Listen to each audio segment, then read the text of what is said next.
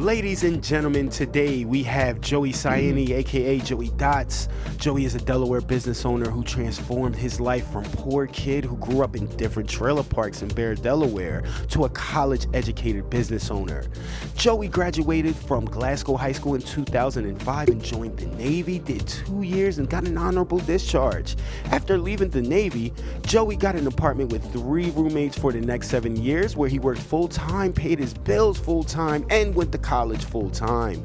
He earned his bachelor's degree in organizational management in 2012 and his master's degree in management information systems in 2014. The same year, Joey began speaking to adjudicated youth from the Back on Track program in hopes of inspiring kids who grew up in similar situations to pursue their dreams. And we're going to talk a lot about that today. In 2015, Joey fulfilled a lifelong dream of becoming a homeowner. In 2016, Joey got married to his longtime girlfriend, Brittany. Also in 2016, Joey joined Toastmasters, where he trained and became a competent communicator, where he later competed in the International Speech Contest in 2017 and 2018. In 2018, Joey decided he was no longer going to be dependent on his corporate job at JP Morgan Chase and started his current business, Delaware Scout Micropigmentation, where he worked full-time while maintaining his current role at the bank. In 2019, Joey sold his first house and bought an even bigger house. In 2020, Joey walked away from his corporate job officially and became a full-time business owner. In 2021, Joey had his first child, Giovanni Michael Ciani. In 2022, Joey bought his first commercial property and moved his business to a new location. Joey has lived an incredible life that most people will never taste, but he did it through hard work and consistency. Woo! That's what he says. So please help me in welcoming Joey Dots to the podcast, to Live at the Artifacts. Yes, sir. Yes, sir. Yes, sir. Welcome, guys. Ladies and gentlemen, welcome to the podcast of Live at the Artifacts, where we steal the artifacts that was stolen from us, and we're giving you the information straight from the Vatican City. You know, we got Mr. Joey Dots. Everybody give a round of applause. Let's go. Yes. How are you, Joey? Hey, Bernard. Thanks for having me. I'm happy to be here. Really like the setup. Thank you, man. Thank you, man. I appreciate it, man. It's very official. It is, man. A lot of wires, a lot of cameras, a lot of microphones. This is the real deal. Oh, man. Can you believe it's just for children, right? Yeah. Children and teens and all that. All right. So, yeah, we're just getting everything going. So, you know, I got to self-produce my own podcast and all that. So, I would like to really start the philosophy of the start and all the way down to the finish. And of course, you know, as you heard in the intro, there's a lot of things that you were dealing with, and a lot of our kids, they look at that as a crutch. You did not. Can you dive a little deep into the beginnings of your life living in the trailer parks? Like when I first met you, we were like, what, 12 years old, I think? 7th grade. Yeah, right. And that, you know, you had a lot of things you were dealing with. Like, yeah. Talk about that a little bit. Yep. So I actually grew up coincidentally where we're at right now. I grew up about a quarter mile. One of the trailers that I grew up in was about a quarter mile from here. Mm-hmm. So I was born into a poor environment. My mom was 16 when she had me. So you can imagine when you have a young parent, my mom's 16, she doesn't really know what's going on. Right. My dad doesn't want to be a part of my life. He was on drugs, heroin. And so he never took care of me, never paid my mom any child support, never really showed any interest. In fact, when I was about 5 years old, my mom got married to who became my stepdad. Mm-hmm. And I thought my stepdad was my biological father for 4 years, till I was about 8 or 9. Wow. When my biological father was like, I don't know if it was court ordered or if he finally had a sudden change of heart. He was like, hey, I want my son in my life. So I had to mandatory go with him every 2 weeks to his house and spend time with him. So my mom sat my brother and I down and said, hey, the guy who's been raising you the last 4 years, that's not your dad. This other person is your dad. Now you got to go meet him and hang out with him. I'm like, yeah, like what? I don't know what that meant at the time. I was very confused. So it confused me even more. I already had low self-esteem, didn't know really what was going on. Right. Didn't pay attention to much. So once that happened, I spent the time at his house and, you know, did different things with him, learned a little bit about him, but that only lasted maybe a year and a half. Mm-hmm. After that, my mom and my stepdad got divorced. And so they got divorced when I was about 10 years old because my mom tried to commit suicide. My mom has a lot of demons. I love my mom to death. My mom tried as hard as she could to be a good mom, and she did what she could. But she did not have the emotional and mental strength that I have because she was an only child. And she just dealt with a lot of craziness that happened when so all the trauma that my mom faced was then passed down to me. But then as I'm growing up, she's still going through the trauma because she never worked through her demons. So that was pushed down on the rest of the family. And so as she got older, she basically, you know, burst out and retaliated and did a bunch of things that, you know, she probably regrets later. And I love my mom. I love my mom to death. And she did as much as she could for me, but she just never reached the level that she could have if she didn't have trauma. Does that make sense? Yeah, exactly. So because that happened, I find out, hey, this is my stepdad. That's my stepdad. Holy shit. Okay, so now my real dad wants me to hang out with him. That eventually fizzles away. My mom attempts suicide. My grandmother, my mom's mom, steps up. She says, okay, Joey's going to come live with me. PJ's going to go live with my pup-up. And then my sister went and lived with her real dad, which was my stepdad. Wow. And so after that, my life changed. I then lived the next 3 years, three and a half years with just my grandmother and then my step pup-up.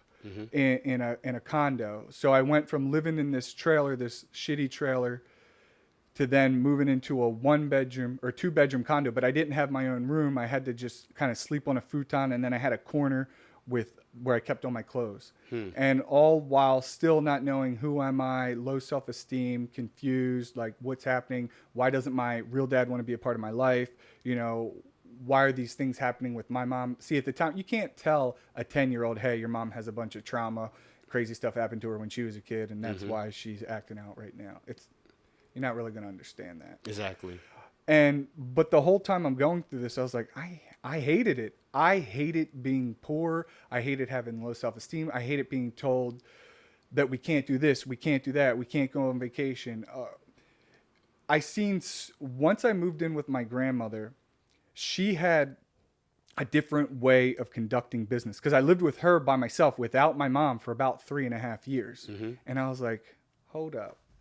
You mean you don't? My old philosophy was, let me back up. My old philosophy was you have to be like physically tough, and that's how it's going to get you, you know, to the next level. So I was always fighting and stuff and doing stupid stuff from age, you know, 10 and under. Wow. And then when I became, you know, when I moved in with my grandmother, I was like, wait, so if you can work hard and stay focused, you don't, the more money you have, the better your life becomes. See, I didn't know that. I only just visited my grandmother. You know, when you're a kid, you're growing up, you just visit them for the weekend, stuff like that. So when you're there day in, day out, and you see what she does, I was like, oh shit, okay, she's making a lot of sacrifices to make my life better. She used to have to drive me to the bus stop and do all the things that my mom and where I was growing up happened. Like in second grade, I used to physically wake myself up, get ready for school, and walk to the bus stop all by myself with no one telling me what to do. I just did it. Wow. I don't know why, but I just did it. And my mom still brings this crap up. So then after I moved in with my grandmother, I see that things are changing. I make some new friends. I hated how I grew up. I just wanted to graduate high school. I go to Glasgow High School.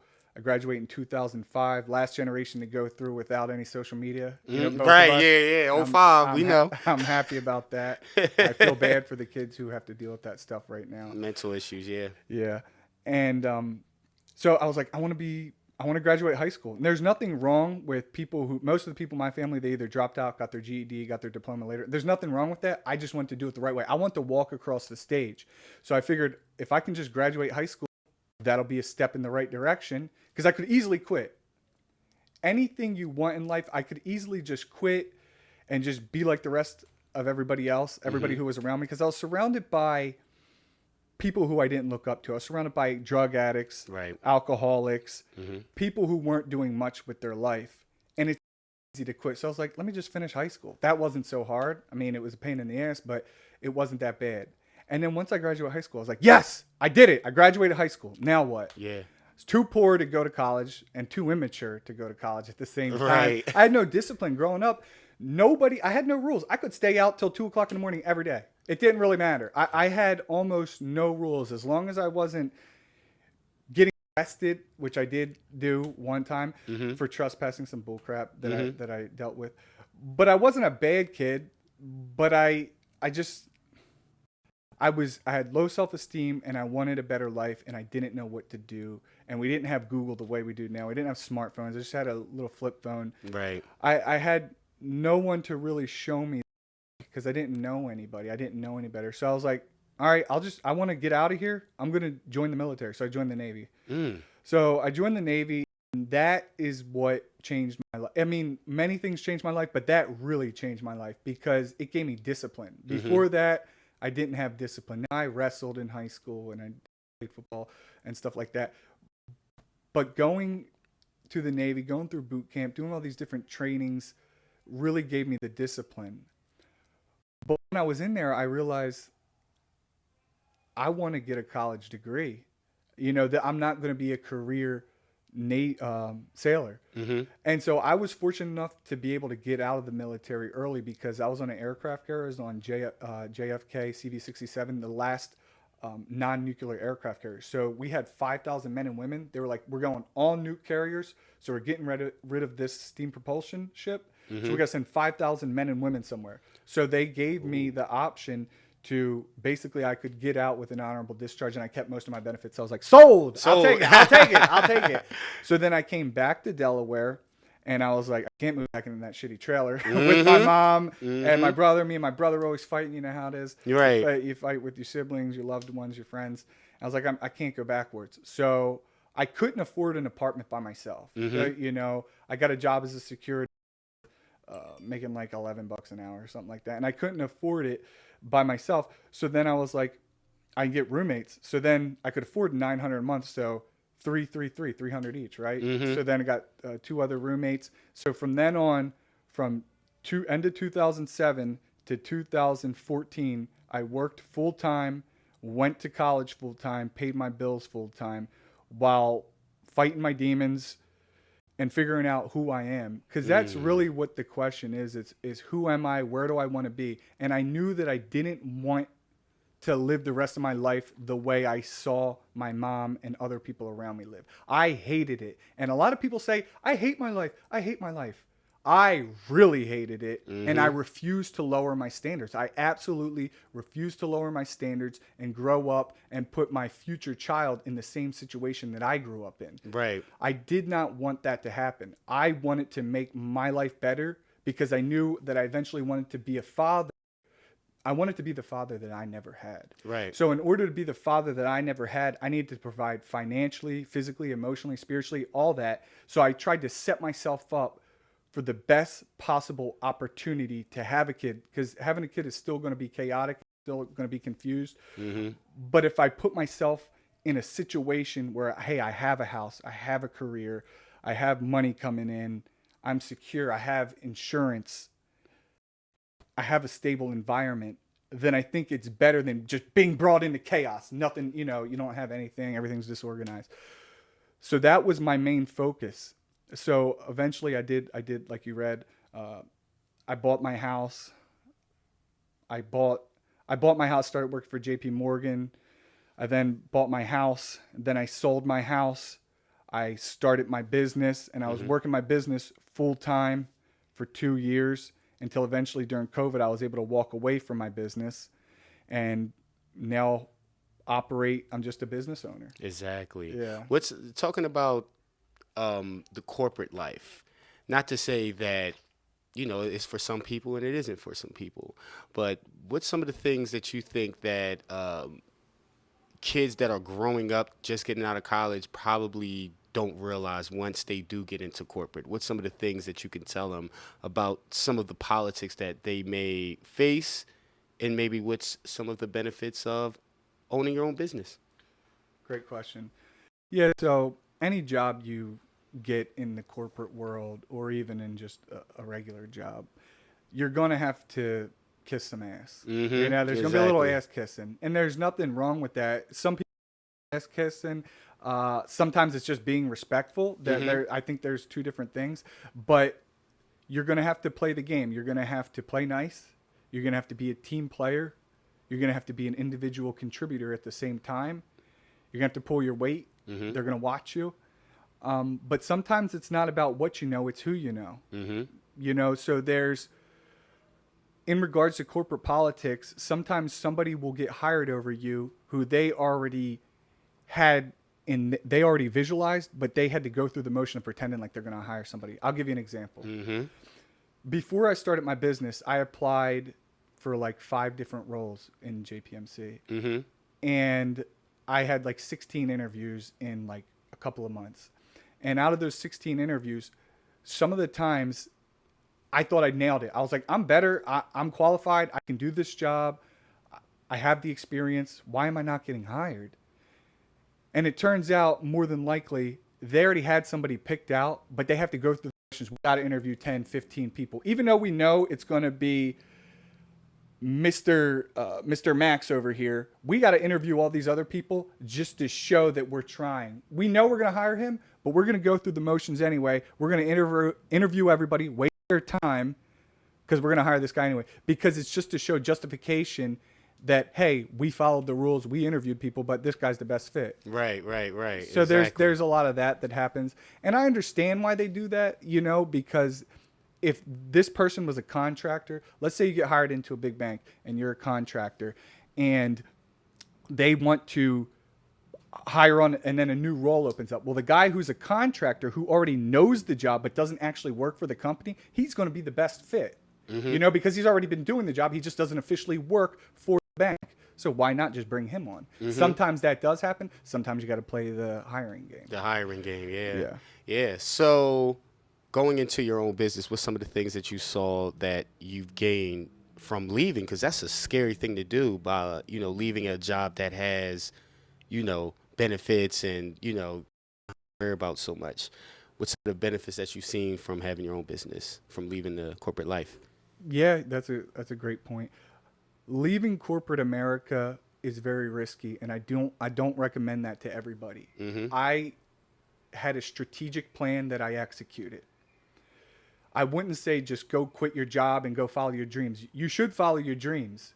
But when you have a mortgage and you have car payments and you have children, or you have a wife and you have other obligations, it's not that easy to just walk away. Lottery, right?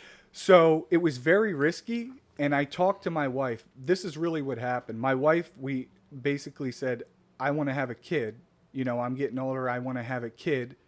And I was like, I'm not ready to have a kid. I want to start my own business. And we had this conversation in 2018. And I wanted to have a kid too, but I knew that I wanted to be a business owner. I love corporate America. I learned a lot from it, but I knew that I wanted to be a business owner. So I said, this is what I'm going to do. I'm going to use my vacation days, go train in scalp micropigmentation, because I had gotten it done. And then I was going to just do it out of the house and do it on the side. So I went and got the certification, trained, was doing it out of my house, doing it on friends, family, whoever would let me, until eventually I could quit. And until eventually my wife said, you're not allowed to do it out of the house anymore. You got to get a space. So then I rented my old unit 3, and I would just use my vacation days, come home at night, on the weekend, just grinding it out every day, just marketing, asking people, hey, do you want a procedure? Just telling them about SMP because nobody even knew what scalp micropigmentation is. Yeah, exactly. And so I just wanted to get the word out there, and I was the first one because I saw the opportunity. I saw the writing on the wall. I got mine done between 2015 and 2016. I thought about it for a year and a half. I was like, no one's doing this? Nobody has started an SMP business? So it's like, screw it, I'm going to do it. I'm going to do it. And even though I had no idea what I was going to do, I was like, I'm just going to make myself good enough to do this. I'm just going to keep practicing. I'm just going to make myself good enough, practice day in, day out. And that's what I did. Right. That's what I did. I sacrificed a chunk of my leg. And I've talked about this before. I sacrificed a big chunk of my leg practicing on my own skin, you know, just because you don't want to jack somebody's head up. Right, You don't want to jack somebody's head up. So I had to go too deep on purpose or use the needle at a different angle just so I could see what would happen to me so I don't do that on somebody else. So leaving corporate America, very scary, but it was a strategic plan, and I'm glad I did it. But Right. anybody out there who has a good corporate job, you have a safety net, you have benefits, you have a 401k, there's nothing wrong with that. That's a very safe option. You won't be living with the anxiety I have. One thing about leaving the corporate world and starting your own business is you have a lot of anxiety. But my whole life has been anxiety. My whole life has been stressful. I didn't have a dad. We were poor, welfare, food stamps. That's all I know. All I know is just being in shitty situations and grinding my way out. That's all I know is just day in, day out, just doing things I don't want to do so I can make it to the next level. So I'm just constantly putting myself in situations that most people won't put themselves in because I know eventually it's going to pay off. The reason why I don't think most people do this is because they don't want to be uncomfortable for that period of time, because you might be uncomfortable for a month, half year, a year, 2 years, 3 years, 10 years until you finally break. And so I was like, screw it. I'm just going to do this, and I'm just going to suck it up. And I did. And so far it's been working out for me. My whole mindset is like, if I just do this work and I do it to the best of my ability, eventually it should pay off. And that's usually what happens for me. And I mean, even to this day, even though I'm successful and I have all these different accomplishments, I'm not done. And I still have, and I still have times where I doubt myself. And I still think, should I have stayed in corporate? Because sometimes you think that. You're like, I have to make sales. I have to do SMP.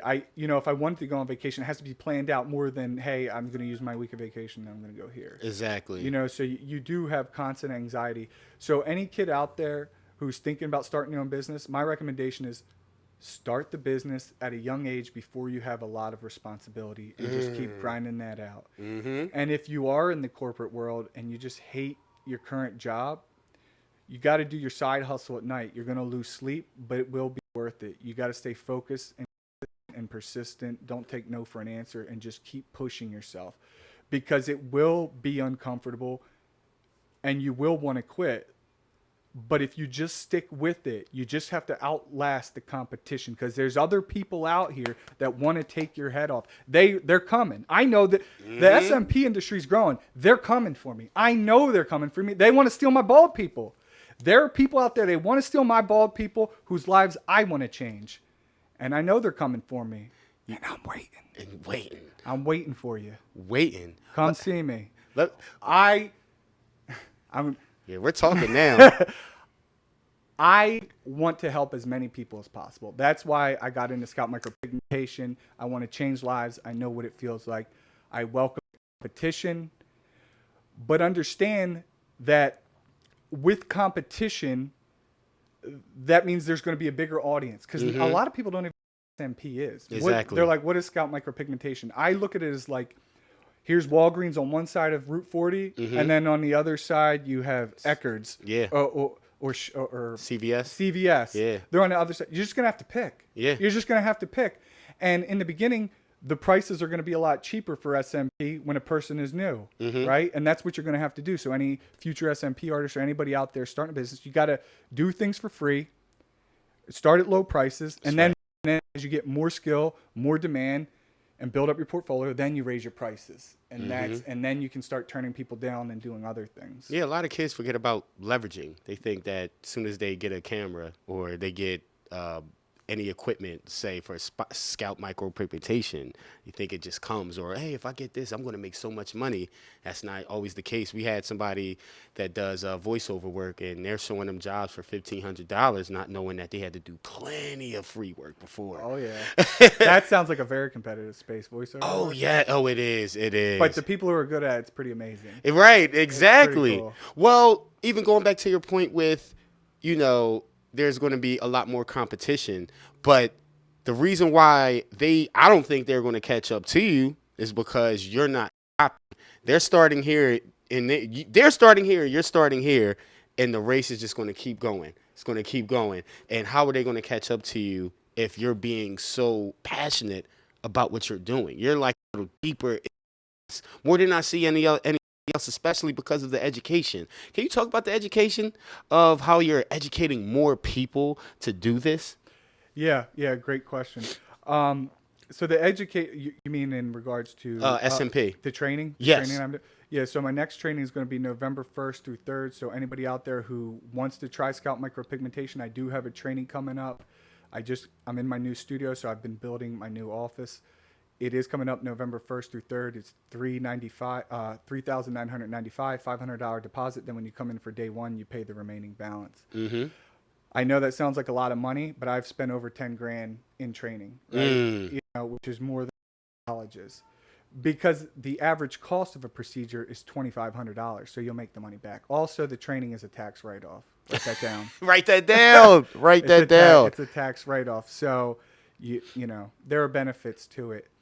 I'm sorry. Go back to the question. Oh no, that basically was it. Just talking about the training that you're doing for a lot of these people that's changing their lives. Can you talk about some of the people that have started and paid that big cost and how they have been able to succeed off of paying that tuition fee? Yeah. Yep. And before I go to that, can I back up just about the other training? Yeah. So in regards to education and training, so although some people might look at it as, Joey, you went to school for 7 years, you got a business bachelor's degree in organizational management, you got a master's degree in IT, and you're not even using it. I know, but I worked in corporate for 10 years, and the experience and the knowledge that I gained during that time frame just from going to school and working in corporate is invaluable. Everything that I learned in corporate America, I apply to my business now, and that's what makes me more successful. Exactly. And thank you for saying that about just next level. I see that as well, that I'm ahead, but there's room for growth. I think there's an unlimited supply of people suffering from hair loss. Yeah. Some people, it bothers more than others. And even if I did SMP on everybody this generation, the next generation more. The next generation, there's just going to be more and more and more. Right now, the industry is in its infancy. So I saw an opportunity and I cashed in. I was like, I'm going to do what I got to do to break into this industry so I can be self-sufficient and take care of my family. Right. And that's why I feel, although I am not rich, but Bob Marley said that being rich isn't just financial, it's about your mindset. So I believe that I am rich because I do just like you, I do what I love to do. I'm my own boss. And I'm able to take care of my family. I have my son that I've always wanted, and I'm married to my wife, who I love to death, who supports me. She's my business partner. She does everything. We have a little Chihuahua dog. I'm living the dream. All these things. When I was a kid, I used to sit there. When I was a kid, I would sit there and I would dream every day. I was like, why doesn't my dad want to be a part of my life? Right. Why do I have to deal with all this bull crap? Why do we have food stamps? Why are we on welfare? Why does why does my friend have this? Why do they have a 2-car garage? Why do they go on family vacations? Why can't I? What's wrong with me? And so I would sit there and visualize buying a house, living in a house, going on vacation. Everything that I used to dream of as a child, so far I've managed to bring into fruition. Right. It's been a constant grind. Right. I'll lock that in. Oh yeah. All right. right, cool. We're good, people. We're Yeah, good. we're good. We're good. We're just We making it work. Yep, there you go. Awesome. Yeah, so yeah, keep talk. Yeah, keep going. Keep talking about that. So everything that I learned in corporate America did not go to waste. Mm-hmm. I use it in my business that I have now. Mm-hmm. And I highly recommend anybody out there who wants to change their life, you need to make a plan, write down what are your goals. Okay, whatever your goal is, then break it down. What are the steps that you need to take to reach that goal? So if you wanted to become, let's just say, a lawyer, you know that you're going to have to go to school, you're going to have to get a bachelor's, and you're going to get your JD. So you have to break down, okay, I got to do this class, this class, this class. It's like that with everything. Yeah. It's literally like that with everything. You have to take big goal, then chunk it into little sections, and then chunk them little sections into smaller days. What do I got to do every day? If you consistently work towards your goal day in and day out, eventually you're going to hit your target. That's how I see it. Eventually I'm going to hit my target. It's called delayed gratification. A lot of people, because of Instagram and because of social media, they want instant gratification. I want it right now. I give it to me, give it to me, give it to me. Right. You're not going to get it right now. If it's anything worth having, it's going to take time. It's going to take effort. It's going to take blood, sweat, and tears. But guess what? When you reach that goal, it's a feeling and an emotion that most people will never understand. Never understand. They'll never feel. If some kid was born rich and they've had everything given to them, you think they're gonna have as much drive as me? Fuck no. No. Why would they? Sorry, we could bleep that out. Yeah, it's all right. They're not gonna have the drive I have. They haven't been in the situations that I've been in. Exactly. They've had everything handed to them. How are they going to know the struggle that I've been through when they've never experienced it? All they've done is watch it in movies, and I've lived it. Mm-hmm. When you live an emotionally tormented life, you can either succumb to those mental conditions and cave and get on drugs, go to jail, start acting crazy, doing stupid stuff, become a character and act like you're the coolest person in the world. Or you can rise to the occasion and say, my life sucks. I'm in this shitty situation. No one's going to save me except me. And once you're realistic with yourself, when you are truly, brutally honest with yourself, because that's what I had to do. I spent a lot of time, Bernard. I spent a lot of time by myself thinking, where do I want to be? Who am I? And how am I going to get there? And when you're alone with your demons and you think about, I said this, I did that, I made this person unhappy, or I said some crazy stuff when I was emotional and I was angry, or you broke something and it starts to eat you up, you got to let that shit go. Mm-hmm. You got to let it go and just move on and say, look, that's the past. That was the old me, but they're dead. They're dead and gone. This is the new me. Because every day we have an opportunity to work towards our goals. It is our decisions and not our conditions that shape our destiny. So every day you can choose either to work towards your goal or go take the easy way. But like a lot of people have said, if you do what is easy, your life will be hard. But if you do what is hard, your life will be easy. You got to think long term. Now, if you think you're going to die in a short amount of time, then I can see why somebody might not work very hard, because they're like, fuck it, I'm going to die. I'm going to be dead soon. I'm not even going to make it to 25. I'm not going to be 30. I'm not going to make it. But if you plan on living, till you're 60, 70, 80 years old, then why not try? Why not? Why not make the second half of your life better than the first half? Yeah, exactly. I mean, even going back to, the plan that you said that you had, having a female in your life at that time who was very supportive. A lot of men don't get a chance to see that, but a lot of men can experience that with a plan. And what I heard you say was you thought about it and you proposed a plan, and it seemed like she agreed, because look at you guys now. What can you say to men that really don't know how to create a plan for themselves? What do you think is holding them back? It's a great question. So when I was single, and I spent like many guys, I love women. Mm-hmm. All right. I love women. I don't think there's anything wrong with that. I love women. So when I was single, I spent a lot of time trying to find, a girlfriend basically. And that was my passion, was trying to find a girlfriend. Me too. Right. And so once I found one, my wife now, Brittany, I had all this extra energy and effort that I was spending trying to find her. And now I captured her. I got her. I didn't capture her. But you know what I mean? Yeah. I got her. She wants to be with me. Right. She willingly wants to be with me. I captured her. And so I have and now like I got all this focus, this energy. Where am I going to put it? She's going to support me. So I was like, this is my plan. I'm going to put it towards making my life better. So when you have a woman who is willing to help you and ride along with you and sacrifice and sees your vision and sees your dream, and she's willing to help you execute it, keep her by your side and stay with her through the hard times, because eventually it's going to pay off. Because otherwise, you're just going to be out there chasing other women. And you're going to be too distracted to really stay focused on your goal. But if you already have that at your home, then you've already, boom, that's checked off the list. Now what's next? Yeah. Let's build a better life for ourselves. Let's build a better life for our kids or for our dog or just for us too. There's nothing wrong with not having kids. There's absolutely nothing wrong. And I highly recommend anybody out there who's thinking about having kids, if you don't want to have kids, don't have kids. There's no pressure.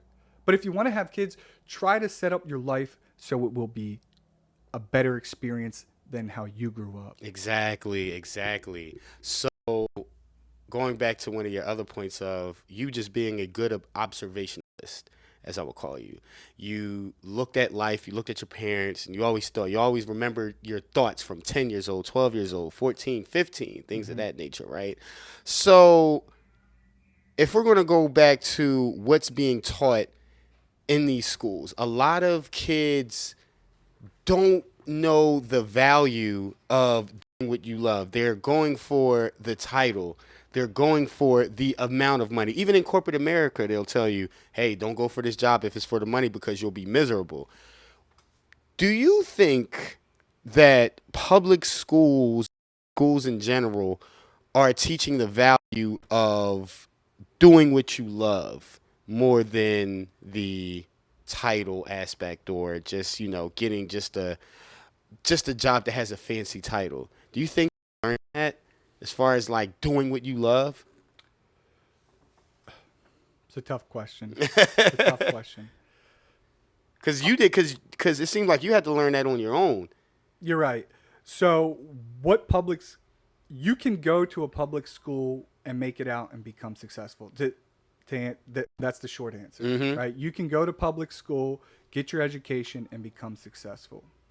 Am I going to send my kid to public school? I don't know. Probably not a public high school. I'll probably send him to a private school. Right. But there's nothing wrong with having to go. If you're in a situation you got to go through public school, you go through public school, do your time, just take as much information as you can in. But now, as you were saying, a lot of it's self-taught. What college teaches me or has taught me, and what we're looking for, is this person knows how to learn. You know how to take in information, learn it, and apply it. Because a lot of jobs, it's going to be on-the-job training for the most part. Right. You'll learn some fundamentals and some basic skills. Aside from like being a doctor or something like that, or like a specific engineer or like an electrician, that school you need, because if you mess up, it's over. Yeah. It's like malpractice lawsuits. Yeah. But for the most part, you're just getting the education saying, yeah, I can learn. And then you're going to do the real learning on the job, shadowing people, training, sitting side by side. Or if you're a teacher, you're going to sit with other teachers and observe. I think you can definitely learn from school, but I think you can learn what you specifically want to learn on your own, and that's going to be a never-ending journey. Yes. In my opinion, I'm always trying to learn. So every day is a battle with every day I'm trying to be better than I was the day before. I'm not competing with you. I'm not competing with anybody. I'm competing with who I was the day before, because only I know my experiences and only I can face my demons. Because we and you can sit here and talk, but tonight you're going to have to be in your head. I'm going to have to be in my head. Every day our subconscious is ripping at us. Yeah. Whatever it is. One of my best pieces of advice is to become best friends with your subconscious. If you have a subconscious that's like, you suck, you're an idiot, why'd you say that? Stop doing that. You got to cut that shit out. You got to cut it out. When you become friends with your subconscious, that's when you're going to grow, because your subconscious knows, hey, we're in it together. We're going to get this shit done no matter what it takes. And once I started doing that, because I kind of sort of used to have, you know, a negative self-conscience. Yeah. But then once I started thinking, we're in this together, you know, once you get past the fact that you made mistakes in your past and you're like, yeah, I did. I fucked up, or I did this wrong, or I did that wrong, or I shouldn't have said this to somebody, or I shouldn't have went crazy and punched a hole in the wall, or threw their clothes all out, or ripped this up. Whatever the case might be. Yeah, I did it. So what? It's over. New day. Let's get it. I'm the new me. I'm going to attack my goals no matter what. Because otherwise, you're living in the past. And when you live in the past, you're going to be depressed. But if you're focused on your vision and your goal, and you're constantly working towards your goal, you won't have time to be depressed, because you're working so hard towards something, and you have that delayed gratification. Now there are going to be times where you're going to doubt yourself and you're going to be upset, but don't let that detract you from working towards your goal.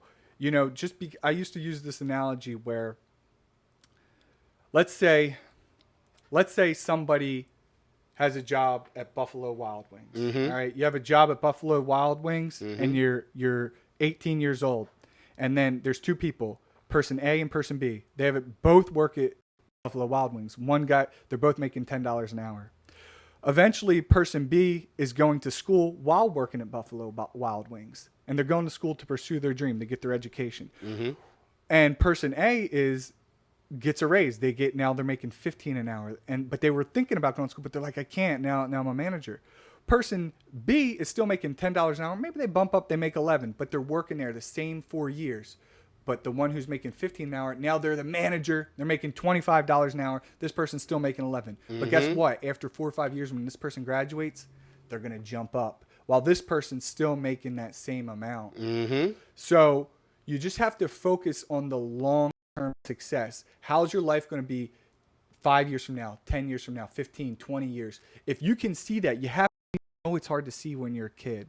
When I was 18, I was like, 30, that's so old. Yeah, we thought that was like ancient. I was like, I don't even think I'll make it. You know, I wasn't sure. It seemed like so long, but now I can remember being 15 so clearly. I'm 34 years old. I can remember 20 years ago. I mean, I graduated high school 7 years ago. It feels like insane. yesterday. Yeah. Like me and you, we could have graduated high school, died, came back to life, and did the whole damn thing over again. We really could have. It's crazy. But I can remember it so clearly. And while a lot of things are the same, a lot of things have changed as well, as, you know, obviously the internet. Yeah, I don't know if I answered your question. No, you did. I mean, it's going into the next point. I mean, you have a lot. Well, the choices that we had, like if I wanted to learn how to use Pro Tools and get into the studio, that wasn't palatable back then. I had to go to Art Institute of Philadelphia to even just touch it. Pro Tools wasn't even available for recording for home computers that cost $200, $300, $400, $500. That just started to become a thing. So now we have options where somebody as yourself starts your own business and has a education system. Even when I was working at Citigroup making passports and stuff like that, I always told them, hey, we need a better educational system, because a lot of the people are getting fired for not learning it. But our management aren't taking responsibility for not having the right education system. A lot of jobs didn't have that. Now you have jobs that are on location, teaching on a job that, like you said, rivals college, rivals high school. Now you're starting to get 8th graders, 7th graders, 6th graders that's doing the same thing as vocational schools are doing. So much more. So if you look at, now I work in the schools as well, so, and that's why I really appreciate what you're doing. A lot of teachers are leaving. The type of teachers that are there they haven't done what they're teaching. So you're getting a lot of teachers that are business teachers that have never opened up a business. You have science teachers that really wanted to teach math. You have math teachers that wanted to teach science. They're mixing everybody around. You got graphic designers that aren't graphic designers teaching kids how to be graphic designers. And what I wanted to give you your flowers, because you have a you have a tattoo of flowers, so I'm gonna give you your flowers. It's on your leg right now, but I'm gonna take it and give it back to you, because the most important thing about teachers is, if I look at you, I want to become you. I want to be you when I grow up. And you know why? It's because you're happy. Mm-hmm. Now, last question. The most important thing, happiness. You went through a lot of demons. How did you really pinpoint your happiness? What would be the main component of your happiness? That's a great question. Can we hold that? I want to. Yeah, go ahead. Go A ahead. lot there. That was good. It's funny you say that about the teachers who haven't lived what they're teaching. I had an experience where I was taking. So I have almost like an associate's in engineering, because I had all these credits from the Navy when I was working my degree. So I was taking this CAD class, computer automated. Mm-hmm. So it's an engineering class, and during the class, the teacher was teaching me, but she had never been an engineer. and so I was already working at an engineering firm, so I'm asking her questions, and she didn't know the answer. I'm like, what the I'm getting confused. Like, how are you teaching this class? And all she did was, and there's nothing wrong. I understand you got to take the job you need, but she just went to high school, went to college. When she was done college, she then just taught that same class. And there's nothing wrong with that, depending on the class that you're teaching, I'd say. Right. Because then you're going to run into situations, or people like me who might be a pain in the butt, who are asking you crazy, ridiculous questions, and they don't have the answer for it, and then it gets uncomfortable, and it's a whole... Right. But,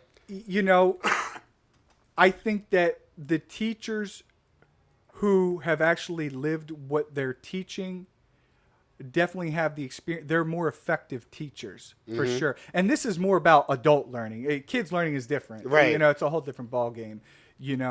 I think teaching the kids is even harder. The young ones. I have a lot of friends who are teachers who teach under 6th grade, and that looks rough. It looks stressful. So thank you, teachers who are out there day in, day out dealing with our crying, badass kids. Mm-hmm. Thank you. Somebody's got to do it. Somebody's got to do it. Somebody does. What? Can you repeat the other question? Yeah, the importance of happiness. How did you find it? I mean, aside from all of the job success, everything that you've learned, I mean, it seems like the most important thing that you had to learn was happiness. Could you pinpoint on that? Yeah. So happiness comes from within. Mm-hmm. So in order to be happy, you have to be honest with yourself, because most people, you see a lot of these younger people who they're playing a character, right? Mm-hmm. I've met them. There's people who come in for SMP, and I'm like, they're telling me to call them by their nickname or what, and that's fine. You have a nickname, or they're playing a character the whole time. Mm-hmm. And once you get to you're like, that's not who you are. You're just playing a character to suppress who you really are, because you haven't accepted who you really are. Once you face your demons and you're honest with yourself and you say, hey, I'm this person and XYZ happened to me and I did XYZ. Once you face that and you look yourself in the mirror and you say, yeah, that happened, but I'm not gonna let that control me. I'm going to move on. Then you're able to grow. And in order to be happy, we have to grow, because if we're not growing, we're dying. So you have to work towards a goal to be happy. If you're just sitting around watching TV, eating every day, not doing shit, being lazy on the couch, and then you're complaining my life sucks, it's because you're not doing shit. Mm-hmm. If you want your life to get better, you got to be active. You got to work towards your goals. You need to have a vision. Everybody has a vision. Everybody has a dream. Everybody has a goal. But a lot of people just give up on it. You can't give up on it. Okay, yeah, you're not going to be an astronaut or whatever it might have been when you were a kid, but there's other goals you can obtain. And if you constantly work towards that, you will become more happy. You know why? Because you're making progress. And when you make progress towards a goal, you'll be happy. Even if you're just trying to lose weight, or if you're just trying to get a new job, if you're constantly working towards that, let's use the weight example. If you're trying to lose weight and yes, you go to the gym 1 time, 2 times, did you lose weight? No. But what if you go 1 or 2 times a week? and then you do it week after week, and then month after month. Eventually, you're going to see, oh shit, my body's changing. Mm-hmm. But more than your body's changing, your emotional state and your mentality's changing, because you're like, I'm going to the gym, I'm working out all my stress and my anxiety, and now I'm seeing progress. My body's changing. When you look good, you feel good, and when you feel good, you have more self-confidence, and when you have more self-confidence, you're going to be more happy. Exactly. So that's part of the reason why what I do, if most people don't know what scalp micropigmentation is, what we're doing in scalp micropigmentation is we are replicating hair follicles over a series of sessions to create the illusion of a thicker, fuller head of hair, or in many cases, recreating the hairline. It's about the thickness of a dime, so it's kind of like a cosmetic tattoo. We're going about the thickness of a dime. We're staying in the epidermis, which is the first few layers of skin, whereas a regular tattoo goes down to the dermis. We're not going that deep. If I were to go that deep, it would like bleed out. It wouldn't look natural. We want this to look very natural, so that's why we got to stay shallow. That's why, like, a lot of the tattoos after you're done, it's a lot of bleeding that might be involved. They're with going it, right? a lot deeper, yeah. Right, and it's a lot more painful. I'd say a quote-unquote regular tattoo is a lot more painful than SMP. Now, SMP, it's uncomfortable, but it's not bearable. And most people are willing to go through the pain because they want to have their hairline back, depending. But if it doesn't bother you, it doesn't bother you. And then if you're looking for microblading, my sister does microblading. Shout out to my sister, Kelsey. She works at Delaware SMP with me. So, nice. So some people scars on their eyebrows, or their eyebrows are uneven, like mine. I have this crazy thing over here, and then this one goes this way. So if you're struggling with your eyebrows and you are just tired of putting on makeup all the time, she can give you permanent, perfectly shaped eyebrows. So check that out, and does eyelash extensions as well. Delaware Scalp Micropigmentation, we're located off of Kirkwood Highway, off Milltown Road.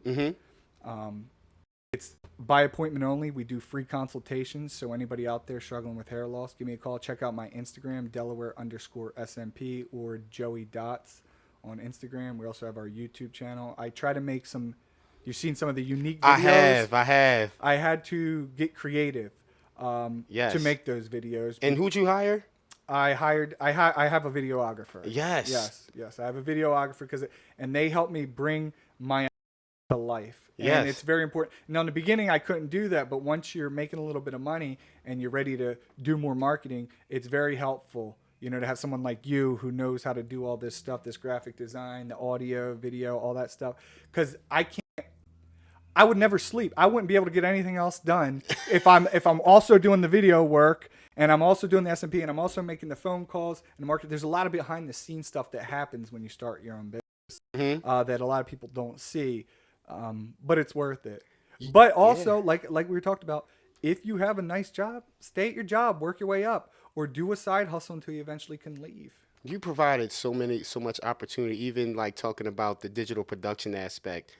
Just to know that there might be out there for a scalp micropigmentation office. Yeah.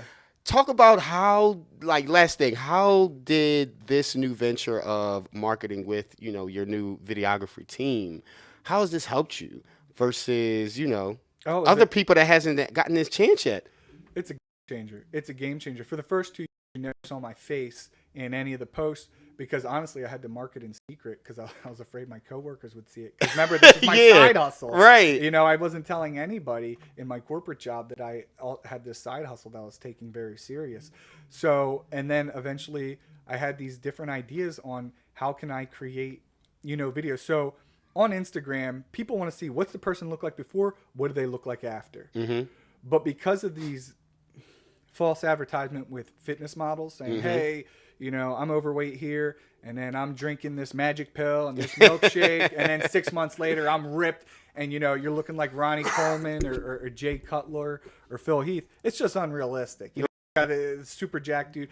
It's it takes a lot of time. Not saying it's not possible, but anyway, it's false advertisement, so they won't let you boost those posts. Now, what a boost post is, anybody can post on Instagram, but if you want to get it to thousands, hundreds of thousands, millions, you got to pay. So that's why when you're scrolling your feed, you see paid advertisements, and in order to get those paid advertisements, Instagram, Meta, Facebook, they have to approve it. So it goes through an approval process, and they'll either say nope or yes, go ahead. And it's a game changer because honestly, Have you ever heard the question, if you won the lottery, what would you do? Some people are like, well, I'll just travel. I'll sit around on the beach, get drunk all Yeah, day. to spend all their money. Yeah. If I won the lottery, there's many things I would do, but ultimately, I love creating these videos, man. I'm like you. I'm a creative person. I have an artistic mindset, and I would just be, even if I wasn't getting any money from YouTube, I'll just create videos, but I'd have a bigger budget. Right. It's just fun for me. I like doing it. I like making funny videos. I just enjoy the whole process. Sometimes it can be nerve-wracking, or you're like, oh shit, should I say that? Should I do this? Yeah. I embarrass myself all the time. I say crazy, you get a hairline, you get a hairline, you get a hairline. Like, I'd saying crazy shit. I was like, oh man, I'm going to get canceled for this one. Right. You know, I was very worried about it. I didn't know. Are people going to, you know, feel about that? Right. But I was like, whatever, I'm going to do it. Let's see what happens.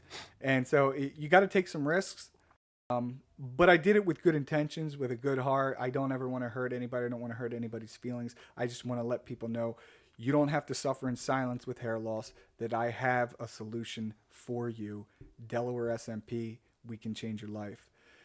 And anybody out there who's considering getting into a new industry, I would say make a plan, be realistic, and don't bite off more than you can chew until you've reached that point. Okay? So take it slow. Don't try to rush into it, because then you'll make mistakes and then you end up with debt. Right? A lot of people do that. They're like, I'm going to start. I know a few people who tried to start different businesses. I'm not going to name names or anything. Right. But they rushed into the business, took these loans, and like, I'm going to do X, Y, Z. And then it, you know, after 6 months, it failed. And now they have all that debt. They have no money coming in. And now that's on your credit score. My ultimate goal would be financially freedom, right? So we're all slaves to the credit score. Unless you're born rich, you are a slave to the credit score, because unless you got the money saved up where you can just buy a house or buy a car, here's 250 grand, here's 400 grand to buy a house. You got to be a slave to that credit score so you can say, hey, Mr. Bank, can you give me a loan so I can buy this house? Can I get a mortgage? Please, please give me a mortgage. If you don't got a good credit score, you ain't getting it. Not at all. You're not going to get it. So that's why I say we're all slaves to the credit score. Because without a good credit score, you're effed. Exactly. You know what I mean? Unless you can mooch off somebody. Exactly. Which most people don't want to do. They're kind of forced to do it. Yeah. So, you know, keep your credit score, keep building your credit, but try not to incur too much debt. You're going to have to take debt here and there. You're going to have to take risks, but just make sure it's a calculated risk. What other questions you got? And listen, I'm just looking at your head right now. It's like it looks like a flawless transition. You don't know where the real hair is and where it isn't. Thank you. And I just show them a little bit, man. Like, this is amazing, y'all. Shout out John Giroux. Yeah. Shout out John Giroux up in Giroux Hair Inc. We'll be up there in a couple weeks working with them. But John did my master training. I did my original training down D.C. with Dan Ehrenberg. Shout out Dan Ehrenberg. And then I got the master certification with Giroux at Giroux Hair Inc. And yeah, he pearled it. He pearled it. And look, see how he gave somebody else a shout out. I mean, everybody helps each other out in this industry, man, because you know, you got to get the word out about how you guys are changing lives, man. This is game changing. There's a lot of haters out there, Bernard, and I don't know why. Here's something. Here's a thought. There's a lot of haters out there, but why are they hating? Why does somebody hate else? Usually it's envy. They're jealous. And it's a reflection of when I see somebody hating, I think it's a reflection on themselves that they're not willing to take the risk to achieve whatever that might be. For example, we get a lot of questions, and you see these kids, they argue about Instagram and likes and views and all this other crap. And don't worry about likes, views, and all that, because sometimes, you know what I like to do? I like to go through and like everything when I'm scrolling through Facebook during that time, whatever. I'll like everything just to show I'm not a hater. Exactly. You know why? Because there are people out, and I'll like 85% of the things. And that's if I didn't like it, it's probably because I didn't see it at that time when I was looking on my timeline for whatever it is. I never scroll through something and say, oh, fuck that guy, fuck her, you know, or I'm sorry for all the F-bombs. Makes a point. Makes a point. Yeah, you know, I never do that. I'm happy for him. Yes. Yeah, I'm glad you're getting married. I'm glad you got the job promotion. I'm glad you did the body transformation. I'm glad you know, your kid's doing well. I'm happy for you. You know why? Because you doing what you're doing is not affecting me. You know, I got my own thing going on. I'm in my own lane doing my own thing. So I want you to win. I think we all can win if we're willing to put in the work. Exactly. If you're willing to put in the work and you're willing to sacrifice, you can make your life better. So I have no room for hate because I want to see people, I want people to experience what I've experienced, going from nothing to living your dream. Because it's something that I can't even explain, that most people will never, like you said, most people will never taste it. They'll never know the emotion and the gratitude I have from going from this trailer park poor kid who didn't know shit about nothing to who I am today, to now I have, you know, this big house. And I'm not bragging, but I'm not here to impress you. I want to impress upon you. It is your decisions and not your conditions that shape your destiny. So I went from this poor kid who had nothing, who didn't know his dad, living in a trailer, living on welfare, food stamps, to now I got a big ass house, 2-car garage, an in-ground pool, an acre and a half of land. Like, I have all these things that I used to just dream about. And if I didn't take the risk that I take and I didn't put in the work that I did, I'd still be the same shitty, poor kid, just hating life, or be dead, locked up in jail, or a drug addict, living 2 miles down the street from here, you know? So I took action, and that is the biggest thing that's going to change your life, is taking action. We can sit here and dream and talk about what we're going to do. I'm going to do this, I'm going to do that, until you take action and stay focused and don't lower your standards, nothing's going to change. And once you change that, you have to change from the inside. You have to look inside yourself, accept who you are, and to become the person you ultimately want to be. And even once that happens, you'll still have demons. You'll still have times where you're like, man, I'm a fucking idiot. Or man, I made a bad mistake. Or why did I say this? I still do it to this day. I'm not perfect. I'm just striving to be the best person I can possibly be. That is my goal, is to be better than I am the day before. And I believe that we can all reach fulfillment and be happy if we're willing to take the time to self-reflect and put in the work to become better.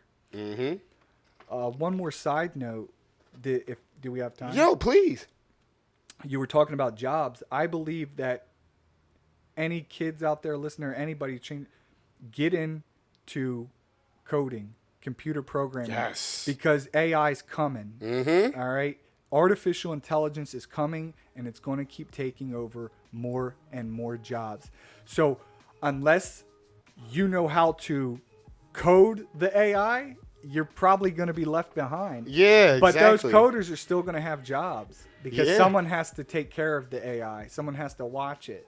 You know, these analytical jobs, even some of these warehouse jobs, Amazon already has stuff that picks up. It already and they don't get does. tired. They don't need lunch breaks. They don't got to take pisses. You know? They don't owe them nothing. Yes. You don't have to pay them. You just got to fix them. It might be expensive at first. Artificial intelligence is coming. So in order to live a good life, you need to stay ahead of it, and you need to invest your money in artificial intelligence, robotics, green energy, things that we're working towards. If you want to know what industry you should get into, yeah, you might be passionate about whatever, painting, but are you going to get paid? Maybe eventually. You could still be a painter and then be a programmer on, you know, your full-time job. You got to be realistic. Now, if your family has money and you got a cushion to fall back on, I get it, why you're going to go do something that most likely is not going to pay you very much money. No, exactly. But if you're like me and you come from nothing and you don't really have anybody to fall back on, be realistic.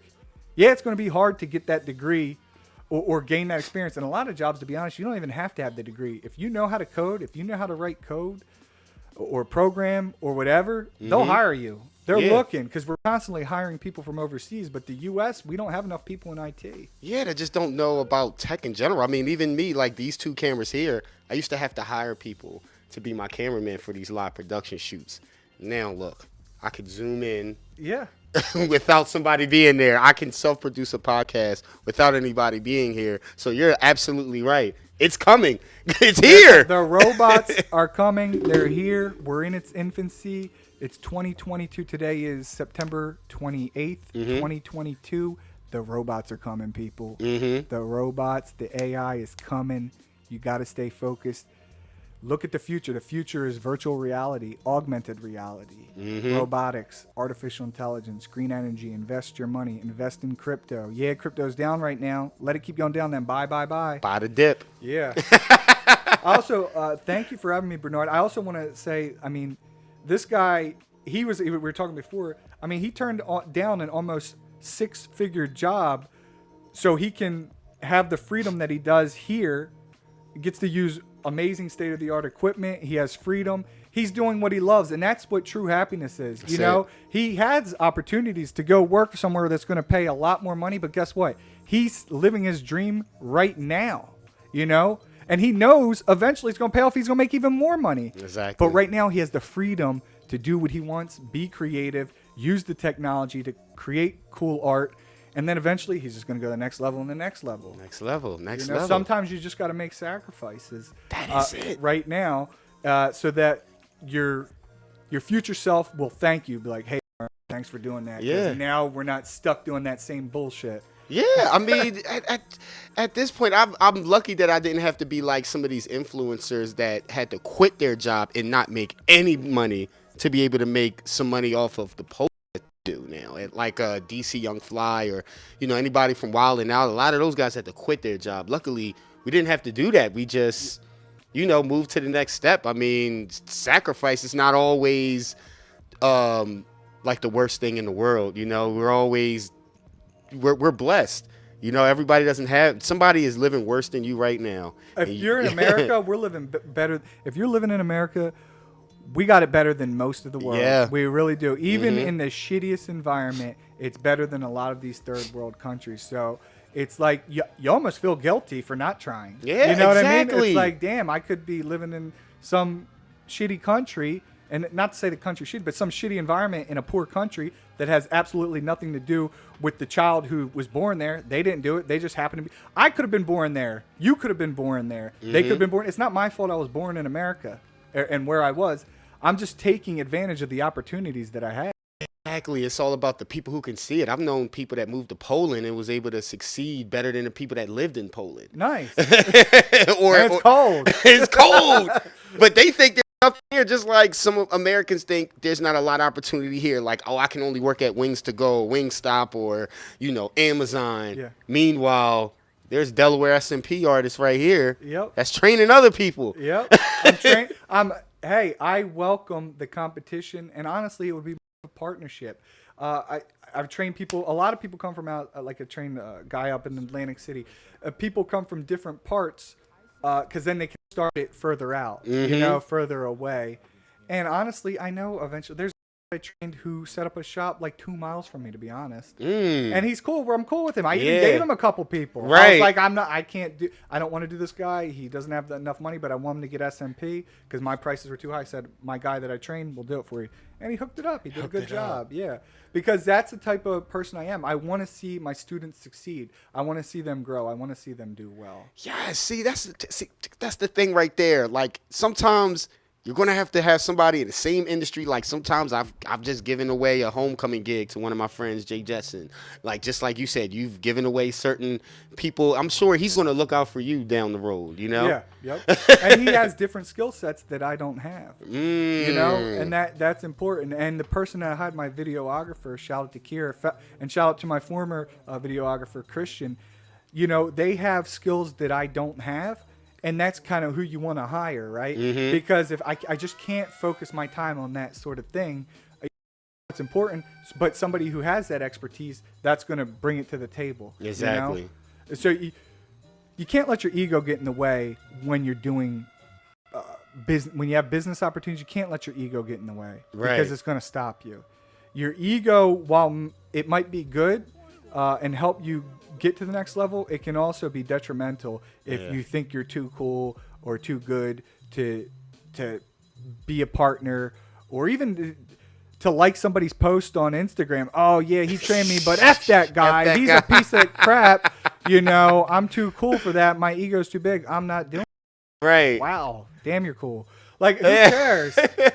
Shoot, even DC needs Marvel, and Marvel needs DC. Marvel wants DC to have a great movie. Yeah. I'm sure you want somebody else that has SMP to succeed, because that's ultimately great for the industry itself. Exactly. It grows the industry. Mm-hmm. It grows the industry. Mm-hmm. I mean, just like, you know, I'm sure you want to see your friends that you've worked with and coworkers make good videos and make good production, make good beats and all that, right? Let's work together. Yeah. Exactly. Then you can also bring it back, right? Exactly. Yeah, I've had a lot of people I tried to work with that didn't want to work with me because of the ego, and now they're non-existent. So now I'm going right back into Wilmington, where some of those people rejected me, and I'm going to be taking some of their real estate. I don't even need it. I'm in Newark. Good. But hopefully they'll work with me now. Yeah. Hey, let them come back. Yeah. Let them come crawling back. You know. Sometimes you have to be the bigger. A lot of times in life in general, even if you know you're right, in some situations, you need to get the task done, whatever that task might be. You might need to swallow your pride, throw your ego out the window, and just suck it up and say, yeah, you're right. Even though that you know you're right, sometimes you got to do that. I've had to do it many times. Right. We all have. You have to do those sort of things because some people won't change. But guess what? It's going to eat that person up inside, and eventually they're gonna deal with it. They're going to have to deal with it one way or the other. One way or the other. Joey, my man. Anything else? Not at all, my brother. I think we done covered everything. I think the kids are going to be very inspired by seeing somebody that they've never heard of in the industry, that they've never heard of. And it's going to open up their eyes, man. And I really appreciate you and your busy schedule offering some of your kind words, man. I really do appreciate it. Thanks very for having successful, brother. Let's give it up for this man. Yeah. Let's go. We'll have to do it again sometime. Man, definitely, brother. Thanks for having me. Hopefully I can invite some of the kids to come see your facility. Hopefully that's in the table. Yeah, we'll get that. We're still under construction, but definitely in the future. Man, he looks like he's already done. He's still building. Yeah, it's a never-ending project. Oh, man. Thanks for having me. Anybody out there struggling with hair loss, give me a call, 302-292-0380, or text me. Check me out on Instagram, Delaware_SMP, or Joey_dots, DOTS.